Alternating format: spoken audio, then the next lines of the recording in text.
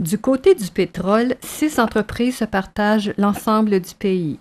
3 dans l'exploitation des puits existants qui sont tous situés dans le Péten et 3 autres dans l'exploration de nouveaux puits dans le Péten ainsi que dans l'océan Pacifique au sud, où on a découvert la présence de réserves de pétrole importantes.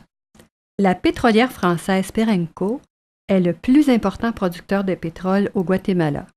Son principal champ pétrolifère, Chan, est situé dans la réserve Biosphère Maya, reconnue patrimoine mondial de l'humanité. 26 communautés, dont la communauté Laguna Larga, vivent sur son territoire. Nous avons pu discuter avec un groupe d'habitants qui nous a parlé des batailles qu'ils doivent mener pour préserver leurs droits. Mais qui bénéficie le plus de ces richesses? Que reçoivent l'État guatémaltèque et les communautés qui vivent près des sites des entreprises d'extraction? Quels sont les impacts de l'exploitation des mines et du pétrole sur la santé et l'environnement?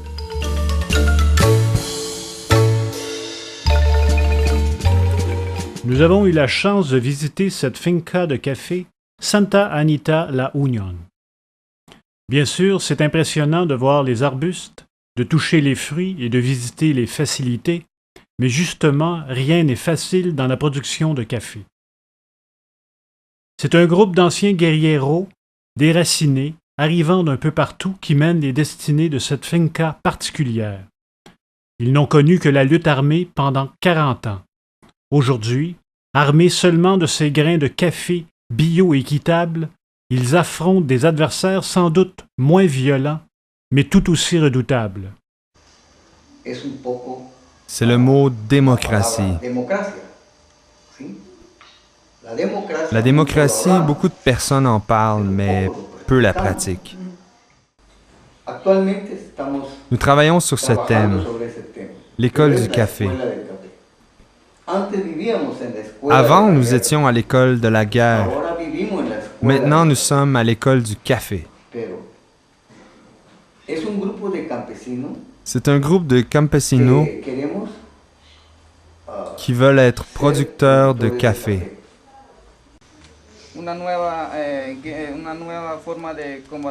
La nouvelle façon de lutter au Guatemala n'est plus en prenant les armes, mais au moyen de l'éducation.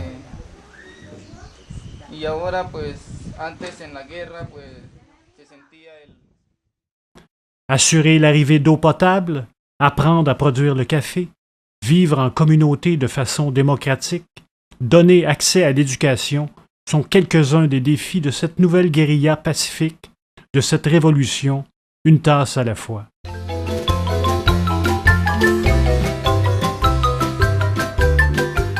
Les mots crises environnementales, alimentaires, financières et économiques font partie de notre quotidien. Ces crises nous forcent à réfléchir sur notre façon de vivre et notre modèle économique. Ce modèle basé sur le profit génère des inégalités et la destruction de nos écosystèmes tant au nord qu'au sud. Et s'il existait d'autres formes de développement? Et si les pays du Sud pouvaient nous inspirer dans cette recherche d'une meilleure qualité de vie et d'une plus grande justice sociale? Le premier organisme visité se nomme Cuchubal, mot maya quiché qui signifie aujourd'hui « rassembler pour un projet commun d'économie sociale et solidaire ». Cuchubal est une association que nous appelons de deuxième niveau parce qu'il intègre avant tout des associations et des coopératives. Au total, nous regroupons 21 associations. Majoritairement, les associations viennent du milieu rural. La plupart des personnes qui produisent sont des femmes qui soutiennent financièrement leur famille.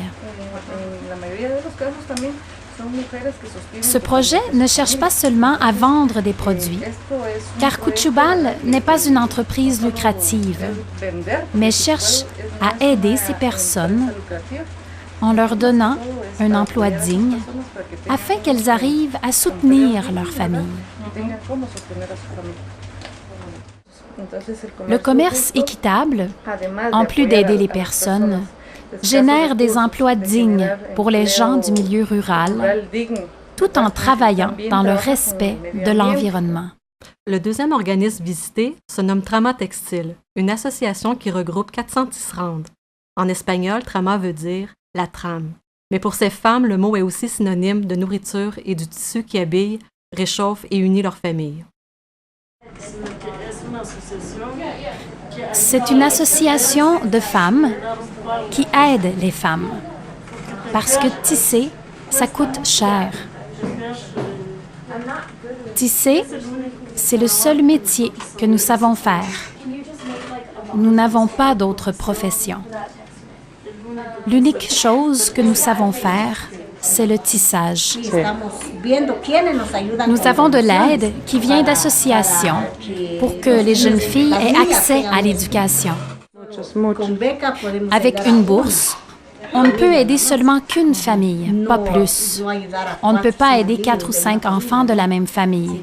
L'idée étant d'arriver à aider le plus de personnes.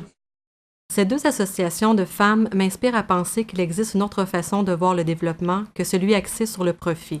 C'est par l'entraide, par la solidarité et en redistribuant leurs profits qu'elles ont choisi de combattre la pauvreté et ainsi d'accéder à une meilleure qualité de vie pour tous. Comme les milliers de fils entrelacés d'une trame, ces femmes sont au cœur du changement social dans leur communauté.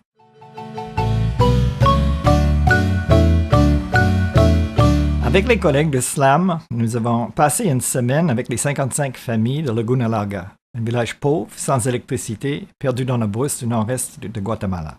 Autour de la table de la cuisine, nous avons beaucoup discuté les mouvements migratoires avec les porte-paroles du village, Don Antonio et Don Bicardio. Au cours de la discussion, mon collègue Michel Blais a posé la question, devant votre situation désespérée de peu de terre, de manque d'eau, d'élevage difficile et la difficulté de produire assez pour nourrir vos familles, qu'est-ce qui vous donne l'espoir? Qu'est-ce qui vous fait rêver? La réplique venait de Don Antonio, El Norte, partir vers le nord et spécifiquement vers les États-Unis. Nos interlocuteurs expliquaient que le village connaît 2 types de migration, une légale dans les régions environnantes et l'autre plus définitif, l'immigration des sans-papiers vers les États-Unis. Quant à la première type, les paysans disaient que chaque année, beaucoup d'hommes de Laguna Larga partent après les récoltes de novembre, travailler 3 ou 4 mois dans les plantations de café ou de fruits des alentours, les régions du sud de Guatemala, Belize, au Mexique. C'est avec l'argent de ces travaux qu'ils peuvent soutenir leur famille. Une nouvelle possibilité s'ouvre à eux depuis 2003, quand le Canada a signé des ententes avec Guatemala permettant des travailleurs saisonniers de venir chez nous travailler jusqu'à 1 an sur les fermes de Québec. Cette année, presque 4000 Guatémaltèques sont venus dans le cadre de ces accords. L'autre type d'immigration, c'est la route vers les États-Unis. 2 voies principales passent par le Guatemala. La première sur la côte Pacifique, suivant la voie principale des communications, train-autoroute. L'autre passe à travers les petits chemins de la forêt, certainement loin de Laguna Larga. Le voyage prend 2 à 3 semaines pendant lesquelles les migrants font face aux difficultés et dangers multiples. Le mur que les États-Unis construisent sur la frontière américaine. La longue route solitaire jusqu'à la frontière où les marcheurs sont exposés aux attaques et aux vols. La mortalité en traversant le désert d'Arizona, pour ne pas parler des nouveaux dangers posés par la mainmise des narcotrafiquants sur le réseau de migration, un fait constaté dans le massacre de 72 migrants de Guatemala et Honduras à Tamaulipas en août dernier.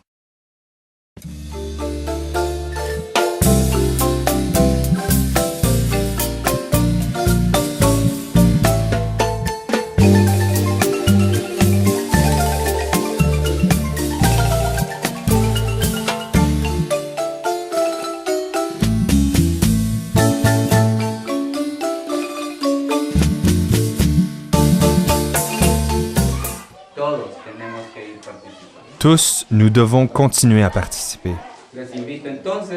Alors, je vous invite à donner réellement la main, parce que le jour où les communautés vont disparaître, l'ONG ADEPAC va mourir. Parce que ADEPAC, ce n'est pas Luis, ce n'est pas Fernando, ce n'est pas le bureau dans la capitale. C'est toute une population qui lutte comme vous le faites. Et cette population est la même raison d'exister pour l'ONG SLAM. Au sein des communautés paysannes du Guatemala, pourquoi le mot misère est-il approprié pour décrire les difficultés auxquelles font face ces communautés? Quelle forme d'organisation semble une voie prometteuse pour se sortir de cette situation? Quelle place devrait tenir l'État guatémaltèque dans le soutien à ces communautés très attachées à la terre? Voilà autant de questions posées à notre réflexion.